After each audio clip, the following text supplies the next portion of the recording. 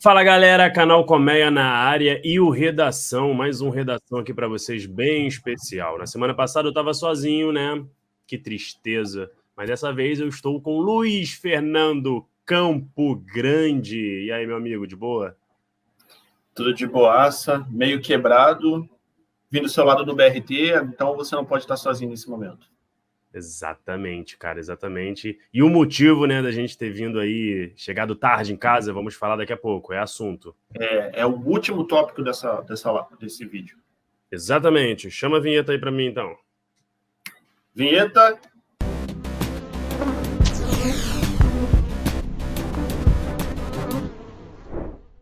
Bom, nosso primeiro assunto do dia, né? Vamos começar com ele, né? O Coringa, o palhaço, o Joker, o bobo. Coringa, Delírio A2 é o filme aí que tá dando o que falar, tá dividindo opiniões, e a Warner não tá nem um pouco feliz aí com a possível queda de bilheteria, né? Da primeira semana para a segunda semana. Tudo indica que vai ficar muito abaixo aí, mais de 70% de como foi a transição da primeira para a segunda semana do primeiro filme, que foi um sucesso estrondoso de bilheteria, apesar de também ter dividido ali opiniões. Mas Coringa Delírio A2 é um filme que está causando aí, cara. A própria galera do Colmeia, né? Nós do Colmeia temos ali opiniões ali divididas. E eu queria ouvir de você, Luiz Fernando, um pouco aí do que você achou. Você foi assistir sozinho, né? Não foi junto com a gente na cabine. Teve uma experiência meio que com o público geral, né? Não só com os críticos. Como é que foi, meu amigo? Cara, Coringa Delírio 2, eu vou ser bem sincero que eu não estava esperando esse filme. Eu acho que o primeiro filme ele se resolve muito bem sozinho. Ele tem um final dentro dele sensacional. Então, assim, era uma obra que não precisava ser mexida. Mas, né, liberaram o trailer, liberaram imagens, então a gente ficou um pouco empolgado. Mas só que o filme, para mim, ele não funcionou. Eu não vou esmiuçar o porquê que eu não gostei, porque assim, ele tem pontos positivos, mas no geral, na obra geral, no todo, para mim ele é um filme que não funciona, ele é um filme que se arrasta durante um bom tempo, tem coisas muito mal resolvidas entre eles, e assim, a melhor coisa que tem no filme é literalmente os atores, o Joaquin Phoenix e a Lady Gaga. Porque assim, o restante é bem esquecível, é bem frustrante. Eu vou só abrir um parênteses de que eu gostei muito do final do filme. O final do filme foi uma das coisas mais legais, depois de eu ter passado por aquele vale de sofrimento. Na sessão que eu assisti no dia 2, inclusive antes do público geral falar e tudo mais, inclusive eu fui até minhas redes sociais dizer que eu não gostei do filme. Cara, na minha sessão, a galera foi indo embora, sabe? Eu vi na última sessão, eu estava cansado e tudo mais, mas estava empolgado para ver o filme. E a sessão estava mais ou menos cheia, porque como é o último horário, né, isso é natural. A galera foi desistindo do filme conforme ele foi caminhando, porque é uma história difícil de você acompanhar. Eu sei que tem pessoas que gostaram do filme, inclusive dentro do Colmeia. Entendo o lado deles de terem gostado, porque a premissa do filme é muito legal, só que o desenvolvimento, meu irmão, o que você achou?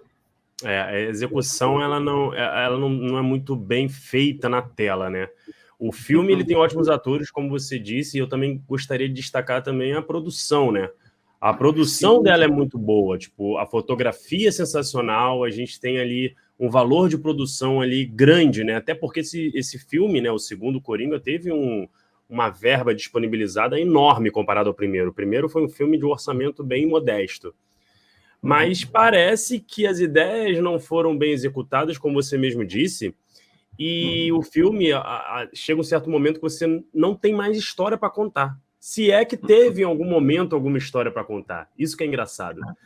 Estruturalmente falando, é um filme muito bagunçado que, no final das contas, acaba fazendo com que você fique cansado, né? Exato. Você cansa com o filme. Eu acho, inclusive, que as pessoas estão reclamando muito por ser musical. Eu acho que tem dois pontos aí que as pessoas, os fãs, né, estavam com uma expectativa muito alta. Primeiro, a decepção por ter muitas músicas, de ser de fato ali um musical ali mascarado ou não, enfim, é discutível, mas tem muitas cenas de música. E a segunda é que é um filme que, assim, você não pode esperar nada de universo de herói, porque ele não tem nada a ver com o personagem original dos quadrinhos, assim. uma pegada mais filme de vilão, de herói, de quadrinhos, não tem essa pegada. O primeiro já não tinha. Quer falar alguma coisa? Não, eu queria só complementar que esse ponto que você trouxe de ser um filme de herói ou não, ou de ter elementos do universo do Batman, isso é o de menos. Porque assim, o primeiro filme, como você estava dizendo aqui anteriormente, ele tem muito pouco dos elementos de Gotham, não. Do universo do Batman, ele tem muito pouco. Mas ele, como filme, ele funciona. Ele funciona. O lance é que, no segundo, ele não funciona tão bem. E eu sei que a gente meio que entra num paradoxo, né? Era algo que eu até queria escrever a respeito. Porque durante um bom tempo, nos últimos 10, 12 anos, a gente estava reclamando bastante, né? Nós, como público consumidor, de que os filmes estavam seguindo fórmulas, de que as histórias eram rasas, não tinha aprofundamento de personagens e tudo mais. Esse filme ele tem o fator criatividade, mas ele se atropelou na quantidade de universos que ele quis abraçar. Porque, assim, não teve, na minha concepção, tá? Eu não sei se você vai concordar comigo, não havia problema nenhum de falar sobre musicais, ser um musical. Isso não é um problema. Temos aí o filme Dreamgirls aí, que, era um musical, foi sensacional. Chicago foi sensacional, porque a história casava com as músicas e tudo mais. Aqui é um atropelamento, porque entra uma música, aí você tem um clímax, você tem um anticlímax da história, você tem uma história sendo desenvolvida que realmente é cortada, e aí você fica confuso, você fica perdido.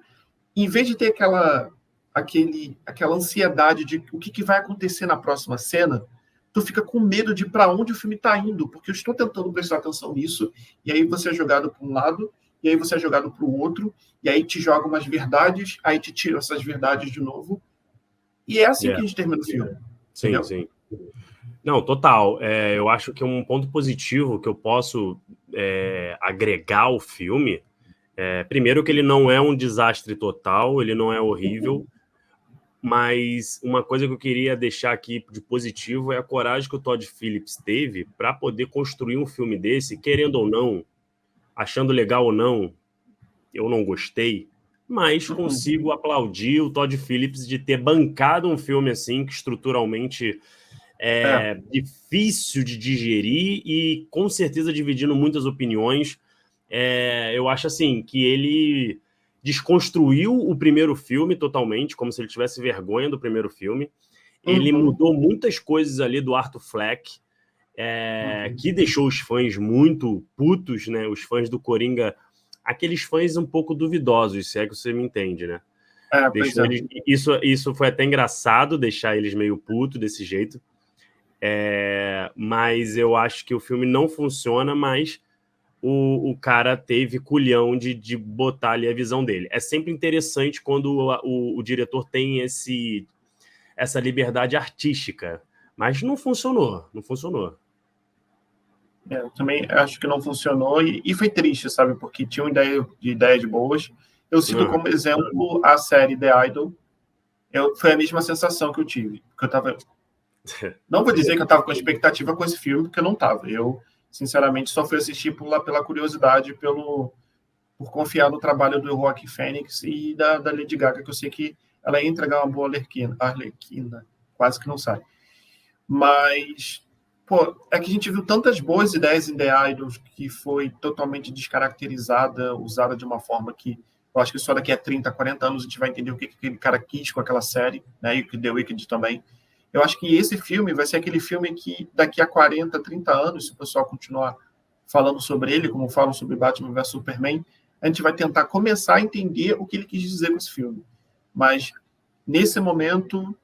ele não serviu, na minha opinião, como entretenimento, ele serviu muito mais para um debate entre os fãs, e é triste, porque é um filme que vai acabar indo muito mal nas bilheterias, né? Mas agora eu vou passar a palavra para você. Não, a gente já disse tudo, é triste, eu acho que é um filme que... bom, pelo menos as indicações ao Oscar do Joaquin Phoenix eu acho muito honesta. A Lady Gaga não tá no papel dela, não tem porquê. Seria uma grande surpresa se tivesse uma indicação dela. Eu acho que seria meio forçado, mas o Joaquin Phoenix, ele tá tão bom quanto o primeiro filme. Inclusive, o Coringa demora a ter uma fala ali, ele fica uns 15 minutos só atuando através das expressões, né? Exato, então, exato. Ele é um monstro, não tem como. Sem Mas condições. sobre o Coringa é isso, a gente pode já passar para o nosso próximo assunto da semana para vocês, que é a Claro. escolha ali. Nós temos os nossos Lanterna Verdes escolhidos. O Guy Gardner já estava escolhido, né? Esse da esquerda, que vai fazer parte do filme do Superman Legacy, né? O James Gunn já tinha escolhido ele. Inclusive, o Guy Gardner é o Lanterna Verde fanfarrão aí, que gosta de tirar sarro, meio marrento. E agora nós temos aí o nosso Hal Jordan, né? Nosso Hal Jordan, que é o Kelly Chandler, né, que é o do meio, e nós temos o Jon Stewart, que é o Aaron Pierre, ou seja, tá aí. Tá aí, claramente o Guy Gardner deve fazer uma ponta na série, mas a série foca mais no Hal Jordan e no Jon Stewart, né? Hal Jordan, que vai ser um lanterna um pouco mais experiente, aquele cara patrulheiro do espaço que já está acostumado com algumas missões, já há alguns anos na atividade, e o Jon Stewart será o recruta, né? O novato que será treinado por ele. Tipo um dia de treinamento, aqueles filmes de policial, assim, bem legal, que temos o experiente e o novato. Sim. Cara, sobre isso eu estou muito empolgado com essa série. Eu tenho que dizer que eu sou fã do Lanterna Verde por motivos óbvios, né? Era um dos poucos super-heróis pretos, então assim, eu me identificava bastante, gostava do desenho quando passava. Então, assim, eu estou muito esperançoso de que dessa vez eles acertem com a série, porque o filme do Lanterna Verde é esquecível. Ele teve aquela participação no filme do Liga da Justiça do Zack Snyder, que infelizmente não vai... Aquele universo foi descontinuado, então a gente nunca vai saber como seriam eles lá. Mas então, nessa, vamos ver se o James Gunn vai entregar não sei quem também vai dirigir essa série, então, assim, só estou confiando no James Gunn para ver se ele vai entregar um bom projeto para eles. Os escolhidos, eles são atores bem interessantes, né? O Kyle Chandler é aquele ator, eu até comentei em um dos redação, né, que eu falei que ele foi escolhido para ser o Hal Jordan, que a gente noticiou aqui. Ele é aquele cara, assim, cara de bom moço, gente boa, que faz pontas em filmes. Ele nunca fez um filme, nunca protagonizou um filme gigante, mas é um cara que tu olha para ele e fala, pô, eu lembro dele de algum lugar. Sim. Lembro dele de algum lugar. Ele já fez o Godzilla, né? É o pai ele é um dos que trabalha na Monarch, que é o pai da Millie Bobby Brown. Ele também tá no King Fez Super 8. Ele fez Super 8. Perfeito. Super 8. Fez Super 8. Fez também o King Kong do Peter Jackson, também, lá atrás. Que ele era um medroso, né? Eu lembro dele. Isso. Então, um cara que você lembra de alguns lugares aí, alguns filmes românticos, sem tanto destaque. E, pô, ia ser bem legal o James Gunn dando essa oportunidade para ele ser o Hal Jordan, e eu achei bem interessante. Esse Aaron Pierre, que vai fazer o Jon Stewart, ele fez aquele filme Tempo, que é um filme bem legal, mas ele também, papéis de grande destaque, assim, eu acho que vai ser a primeira vez que a gente vai ver ele em ação, e eu tô bem curioso. Foi o que você falou, LF. Jon Stewart, cara, é a primeira vez que a gente tá vendo ele live action. Ele é o Lanterna Verde de uma geração inteira, cara, sabe? Por muito tempo, muita gente não conhecia o Hal Jordan, só conhecia ele pelo desenho da Liga da Justiça que a gente assistia no SBT na hora do almoço. Exatamente. Cara. Mas no desenho da Liga da Justiça tinham episódios que mostravam os outros lanternas. Então, assim, é por isso que eu tô empolgado. Porque, cara, eu acho que os lanternas, acho que talvez as pessoas não tenham isso muito. Só quem cresceu na década de 90 e se conectou com aqueles desenhos que passavam na SBT sabe o que eu vou falar agora. Mas os lanternas, às vezes, a tropa do Lanterna Verde, ele literalmente é um universo dentro da DC. É como se fosse o Homem-Aranha. O Homem-Aranha tem seu próprio universo, é como se fosse o X-Men dentro da Marvel. E os Lanternas Verdes, a gente, infelizmente, não teve nenhuma adaptação boa para o cinema, nem em séries, enfim, é isso. Não, total. Tu falou tudo agora. É um dos universos que eu mais gosto, cara. É um universo rico. Eu tenho alguns quadrinhos do Lanterna Verde. Lanterna Verde é um dos meus heróis assim que eu mais gosto, da mitologia dele. É um negócio inacreditável, cara. Eles são os patrulheiros do universo. Todas as questões cósmicas aí é com eles, né? Cada um no seu setor. E, cara, se mostrar realmente esse universo expandido aí dos Lanterna vai ser legal. Vai aparecer o Kilowog, que é um Lanterna que eu adoro. Vai aparecer o Tomarre também, que é cara de ave, né? De pássaro.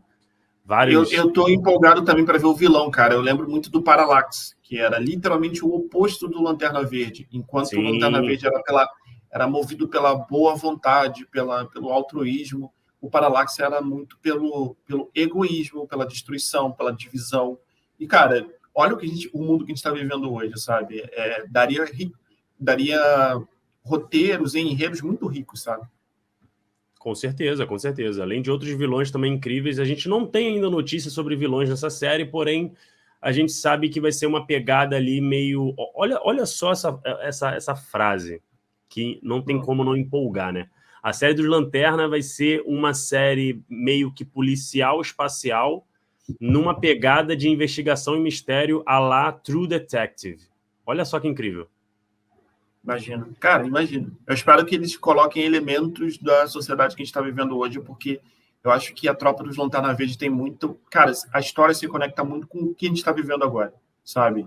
De pessoas que estão fazendo bem porque precisam salvar o planeta e pessoas que estão agindo de forma egoísta porque querem se encher de dinheiro, por exemplo.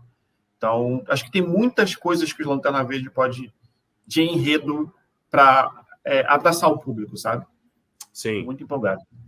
Com certeza. Então, aprovado aí a escolha do elenco, para mim tá aprovado. Pô, show de bola. Show de bola, então. Próximo tópico. Olha aí, galerinha. Olha aí, galerinha. Quem é que tá na tela aí? Tá na tela, tem que até tomar cuidado para falar dele, senão ele fica emburrado que nem a... Pois é, ele fica meio emburrado, ele fica meio emburrado. Né? A Disney Plus vai bloquear, galera, compartilhamento de senhas no Brasil a partir de novembro. Ela já está fazendo isso em alguns países e parece que vai chegar aqui no nosso país, no nosso Brasilzão, a partir de novembro.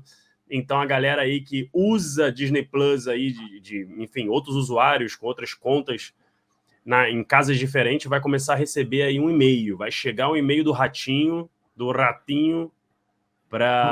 dizendo aí que, ó, deu ruim e talvez tenha que fazer um adicional, né? Para adicionar mais um perfil, uma casa nova. Aconteceu isso com a Netflix. A Netflix, todo mundo criticou, mas passou um mês e a Netflix mostrou os números e só provou que, como ela sempre cria tendências no mundo do streaming, ela criou mais um, que era bloquear. Todo mundo achou que geral ia ficar puto, ia criar uma revolução contra ela, mas não. Os números de assinantes aumentaram no mundo todo, cara. E aí os streamings olharam isso e falaram, vamos seguir essa tendência aí. Cara, mas aí vamos aos pontos aqui para não achar que isso vai ser uma tendência que vai funcionar em qualquer streaming. Funcionou na Netflix porque a Netflix é de longe o streaming com o maior catálogo, com o maior número de assinantes. E eu acho muito difícil a galera cancelar o Netflix hoje. Porque você querendo ou não, você gostando ou não da Netflix, ela tem um catálogo muito poderoso de produções originais e de retransmissões de outros canais. Ponto. E ela tem um software que funciona muito bem em quase todo dispositivo que você possa imaginar. Do videogame, passando pela sua TV, no celular e funciona muito bem no computador também.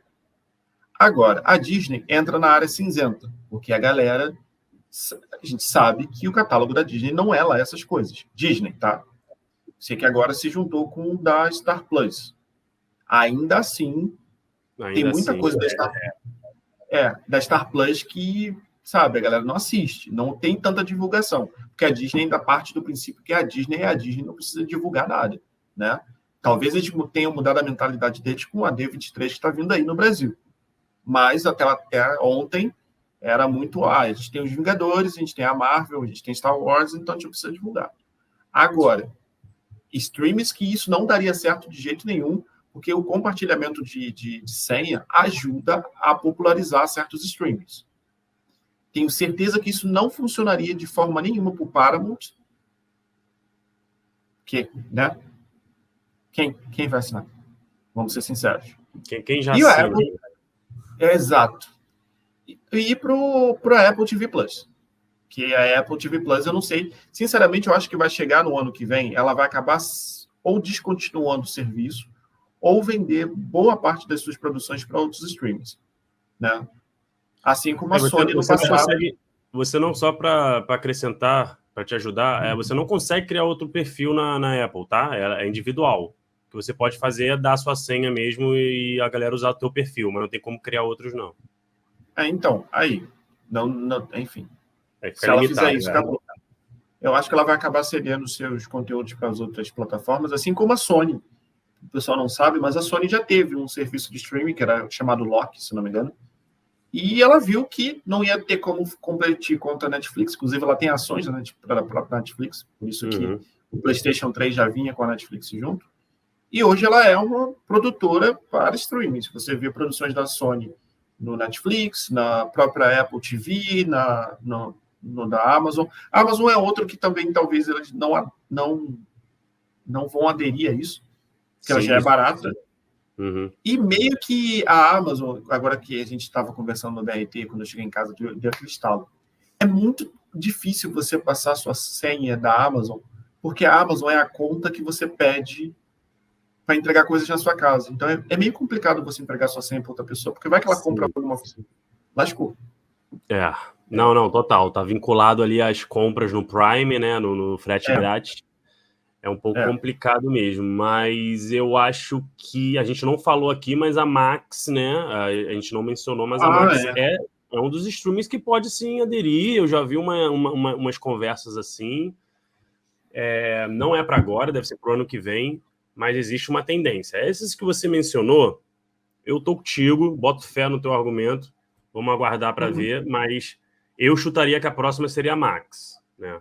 Então, a Max entra de novo naquela zona cinzenta, né? Porque a Max, eu acho que ela precisa se entender o que ela quer para a vida dela, como estúdio, como streaming, porque, Dona Warner, se você estiver me ouvindo, vamos querer se organizar, né? Já é 6º ano dessa bagunça que vocês estão vivendo.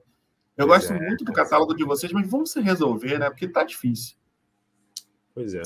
Eles são um pouco bagunceiros mesmo. Tem um catálogo, para mim, o melhor de todos os streamings disparado. Sim. Qualidade HBO, assim, que eu sou muito fã, mas eles são meio doidinhos, né? Algumas decisões. Isso é coisa de acionista, a gente sabe. Agora, a Disney vai penar nessa questão. Não sei porque agora com a Star Plus, e eu vou ser sincero com você, Luiz Fernando, eu assisto bastante por conta da ESPN, porque realmente o catálogo é muito fraco.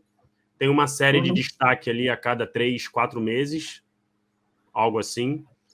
Mas agora eles têm a parte esportiva ali da ESPN que chama atenção para quem gosta. Mas aí a gente tinha que voltar, né, para lembrar que a parte esportiva da ESPN, ela também pode ser meio que assistida os programas na Amazon. Então não é algo tão exclusivo assim. Não, acho que não. Não estou dizendo todas as competições, tá? Porque a ESPN tem bastante, ela abarca muitos esportes. Mas algumas coisas você consegue ver em outros streams. Então, assim, não é aquele motivo... Basquete, a Amazon, a Prime Video tem direito do basquete, a NBA tem. Então, assim, se for um esporte específico, eu acho que você está falando do futebol americano, certo? Sim. Então, aí realmente, mas se você for pegar o público que assiste futebol americano com os demais esportes aqui no Brasil, ainda é um grupo pequeno.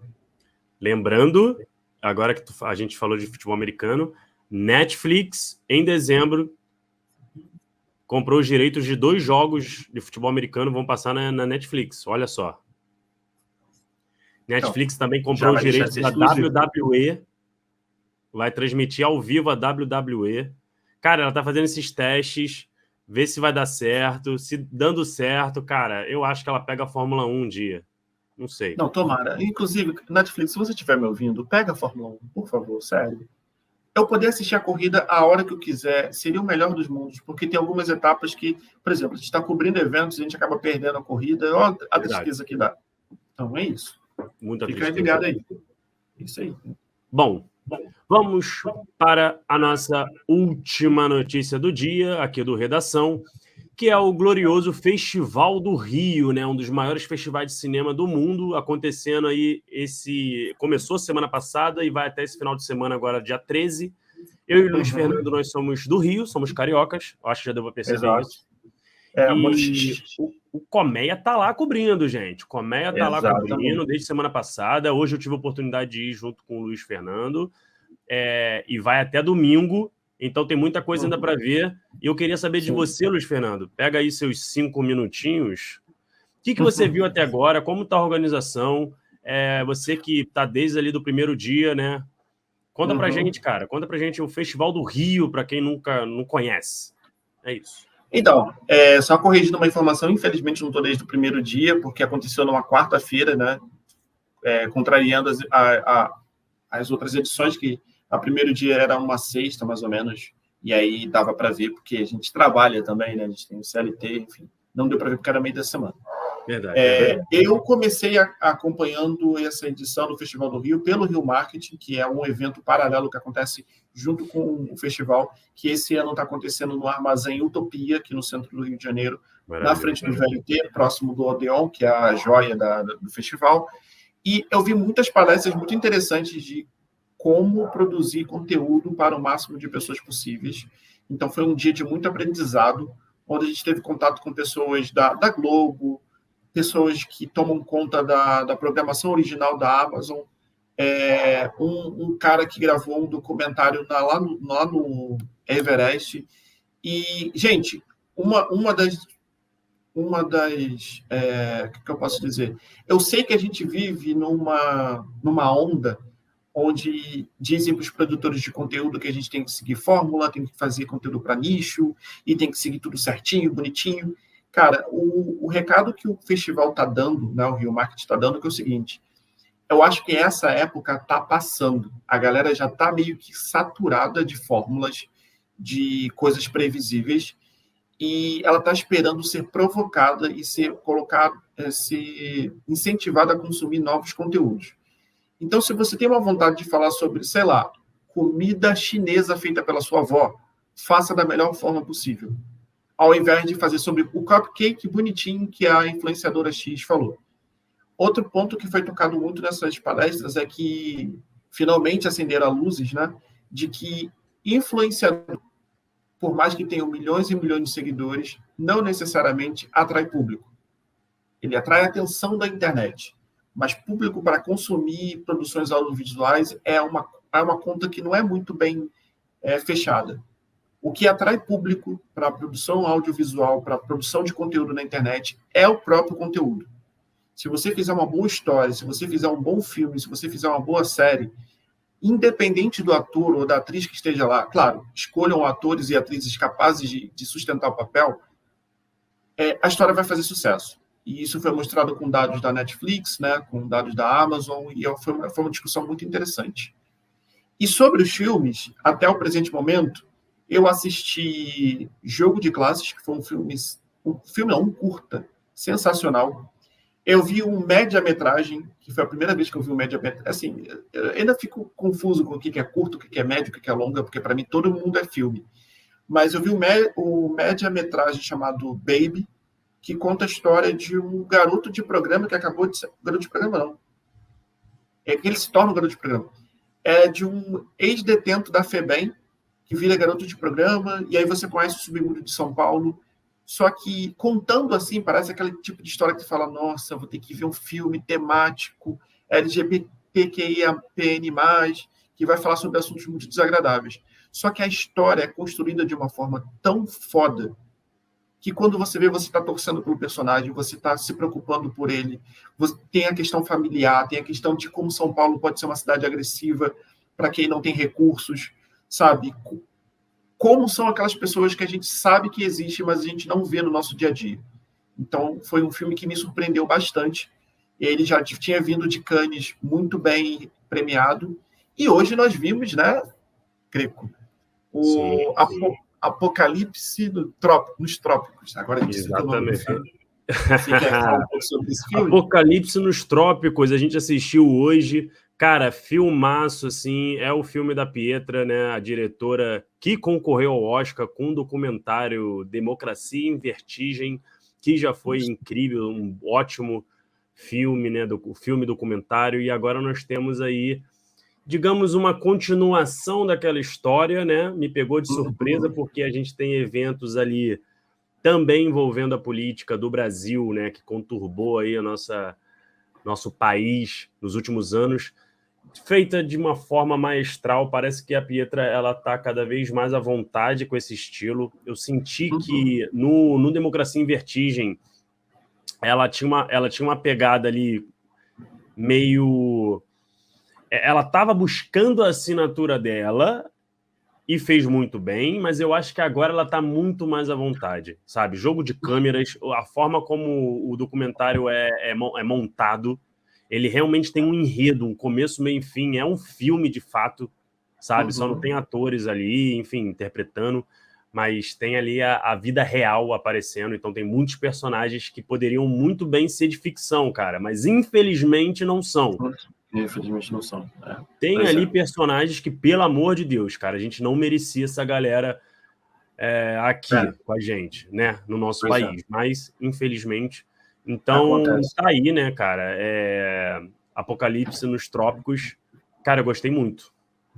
Cara, eu gostei muito. E, assim, só para voltar um pouquinho no que você falou, eu acho que quando ela estava gravando Democracia em Vertigem, ela estava desconfortável, assim como deixou, acho que, o público desconfortável para as pessoas que entenderam o que ela estava contando. Né? Tem gente que assistiu aquele filme e não entendeu nada. Exatamente. Mas é que o assunto era muito delicado e o tempo que a gente estava vivendo, acho que estava todo mundo muito tenso. Quando Democracia em Vertigem foi lançado, a gente estava no meio da pandemia, a gente estava sobre o governo daquele presidente que eu prefiro nem falar o nome, e era tudo muito agressivo na internet. Se você falasse sobre esse filme ou sobre a experiência que você teve, você era automaticamente atacado por muitas pessoas. Então, esse filme que está saindo agora, inclusive, um dos personagens é o pastor Silas Malafaia, que acabou de brigar com aquele presidente, que eu não vou falar o nome porque eu me recuso. Eu acho que, como ela estava acompanhando ele desde antes disso tudo acontecer, se torna um filme mais tranquilo de assistir, embora a gente tenha que ouvir muitas coisas que eu preferia não ter escutado. Mas eu acho que não era uma questão que ela estava desconfortável, é que o tema naquele momento era complicado e a situação também era complicada. E nesse a gente consegue ver todo o desenrolar de uma trama que, inclusive, tem consequências dentro do próprio Democracia em Vertigem. E então é como se fosse uma continuação, mas ao mesmo tempo não é uma continuação. Ele é como se fosse uma continuação, uma pré-sequência. É uma doideira. E eu gostei que ela dividiu o filme em capítulos. Os capítulos são muito bem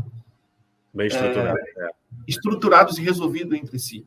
E a parte que ela explica o que significa apocalipse em latim, que é... Não vou dar esse spoiler, não. Você vai ter que assistir.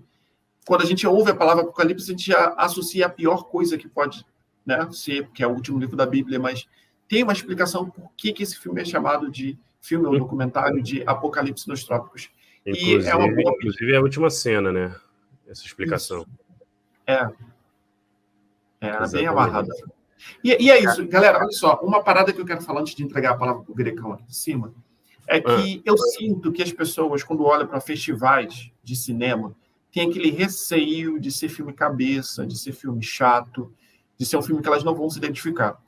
Eu tinha essa visão até participar do meu primeiro Festival do Rio, que foi em 2019, e eu sempre sou muito surpreendido em todas as edições que eu participo. Eu acho que eu me permito conhecer coisas que talvez eu não escolheria normalmente. Então, por exemplo, o filme Baby, talvez se alguém me indicasse, eu não iria assistir. E essa é a graça do festival, assim como o festival de música. Você está num ambiente em que você vai ser surpreendido, mesmo que você não queira. Mesmo que seja, entrei na sala e assisti uma parada que mudou minha vida, por exemplo. Isso aí. Que aconteceu. Então, assim, quando vocês verem um festival, não só o Festival do Rio, mas um festival na sua cidade, uma mostra, vá a esses eventos, porque você aprende muita coisa e eu acho que quanto mais informação a gente absorve, mais criativo, mais conexões a gente consegue fazer. Vai lá, Grecão.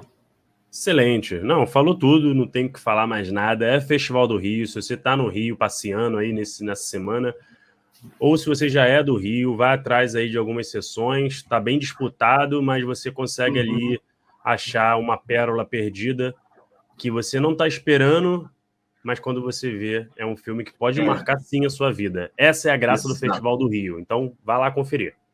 E última coisa. Tem muitas sessões gratuitas acontecendo pela cidade.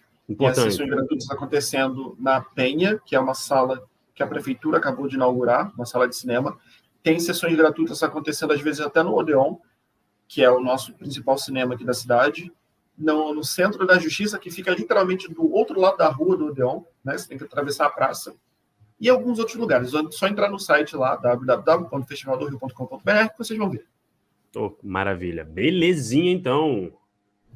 Bom, essas foram as notícias do Redação dessa semana. Se você curtiu, comente aqui embaixo. Qual dessas notícias chamou mais atenção? E se você tem alguma opinião sobre elas, comente aqui embaixo. Vamos conversar. E aí, achou? Gostou do Jon Stewart?